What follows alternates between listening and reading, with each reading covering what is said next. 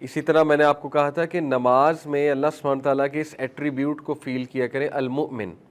المؤمن کا کیا مطلب ہے؟ The one who give security, امن۔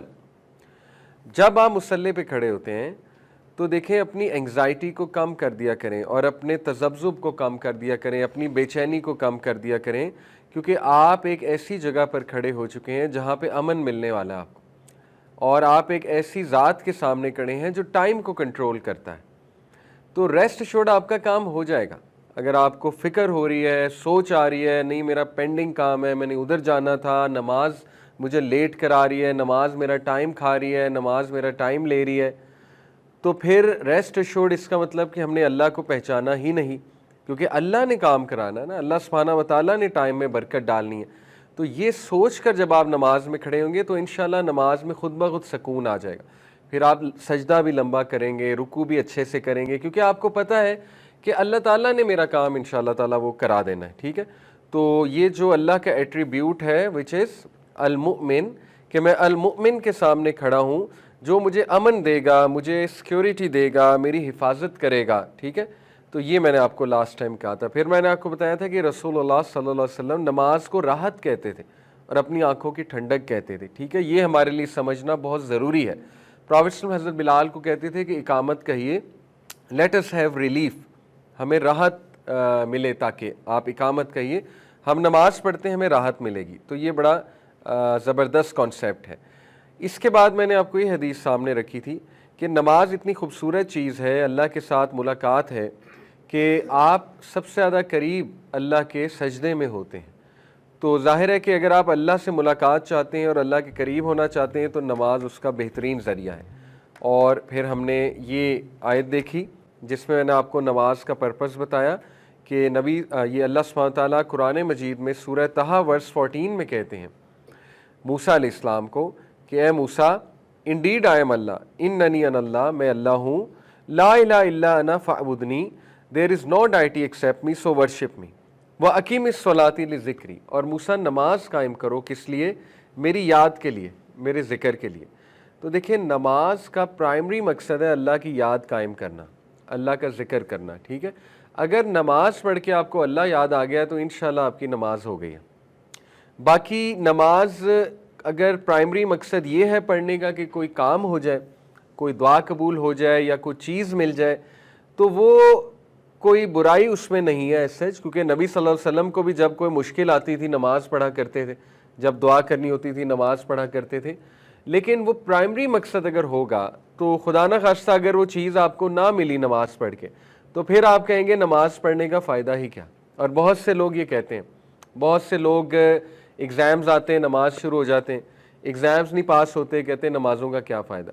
اسی طرح بہت سے لوگ نے کوئی ایڈمیشن کہیں لینا ہوتا ہے، نمازیں پڑھنا شروع کر دیتے ہیں، ایڈمیشن نہیں ہوتا ہے، کہتے ہیں لو جی نمازوں کا کوئی فائدہ نہیں، ٹھیک ہے۔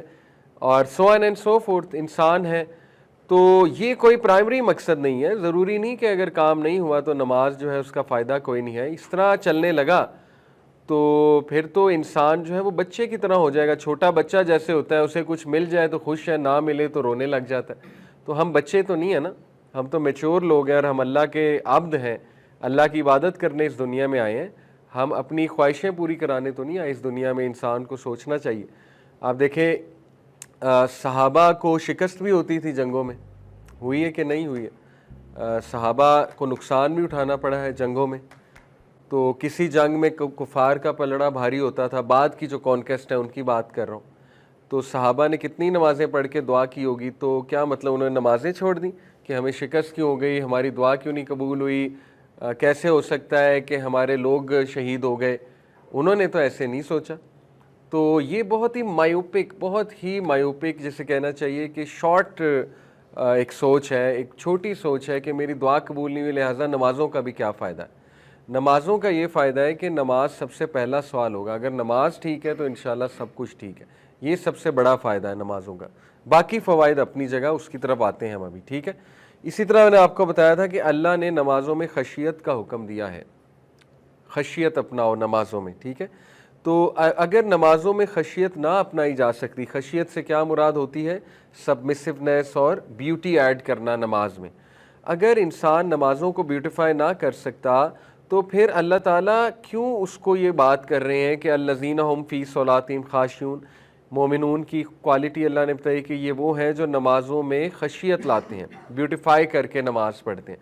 اس کا مطلب ہے کہ نمازوں کو بیوٹیفائی کیا جا سکتا ہے۔ میں اکثر ایک مثال دیتا ہوں، آپ میں سے اگر کوئی جم کرتا ہے یا کبھی گیا ہے، اس کو اچھے سے پتہ ہے کہ اگر آپ صحیح اینگل پہ گیم نہیں لگائیں گے، اگر آپ صحیح طرح سے گیم نہیں لگائیں گے، آپ کا جم کا کوئی فائدہ نہیں ہے، آپ کی باڈی بلکہ خراب ہونے کے چانسز ہیں، ٹھیک ہے؟ آپ کا اینگل ٹھیک کراتا ہے سب سے پہلے ٹرینر۔ اسی طرح نماز میں آپ کی حرکات و سکنات ہی ٹھیک نہیں ہوں گی، آپ کا رکوع ہی یوں ہے۔ وہ میں نے لاسٹ ٹائم کہا تھا، نوجوانوں کو پتہ نہیں کیا ہو گیا ہے، ان کی کمر ہی سیدھی نہیں ہوتی۔ ابھی جوانی میں ہی کمر کے مسئلے آ گئے ہیں، مطلب کمر سیدھی ہونی چاہیے رکوع میں، ٹھیک ہے؟ اسٹریٹ ہونی چاہیے۔ آپ اللہ کے سامنے کھڑے ہیں، اور آپ جب قیام پہ کھڑے ہیں تو آپ ذرا خوبصورتی لائیں اپنے قیام میں، ٹھیک ہے نا؟ مطلب سر جھکا ہونا چاہیے، آپ رب العالمین کے سامنے کھڑے ہیں۔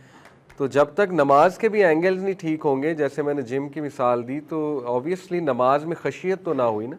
پھر سجدہ اگر اس میں اٹینشن نہیں ہے، اٹینٹیونیس نہیں ہے، تو یہ میں نے آپ کو ایک مثال دی کہ دیٹس وائی نماز پہ بھی محنت دیکھیں بہت ضروری ہے۔ اب جم پہ کیوں انسان اتنی محنت کرتا ہے؟ کیونکہ اسے ایک آؤٹ کم نظر آ رہا ہے، اسے پتہ ہے کہ میں ٹائم لگاؤں گا، میں اینگلز ٹھیک کروں گا، ٹھیک ہے نا، میری باڈی بنے گی، مجھے فائدہ ہوگا۔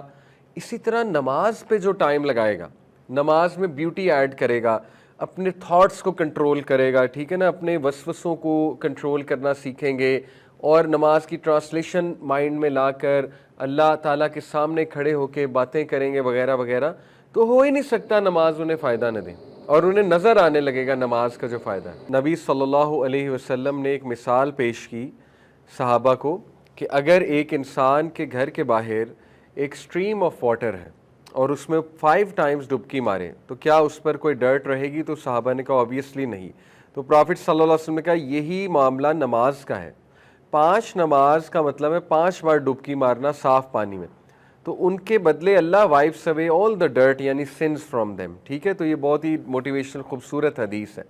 اسی طرح میں نے آپ کو یہ حدیث سنائی، the 5 daily prayers and the Friday prayer until the Friday prayer are expiation. جمعے کے جمعے جو نمازیں ہیں جو اس نے پڑھی ہوں گی انشاءاللہ، تو وہ گناہوں کی ایکسپیشن ہے۔ جمعے کے جمعے کی جو نمازیں یعنی 1 ویک کی جو نمازیں ہم نے پڑھی ہوں گی، ٹھیک ہے؟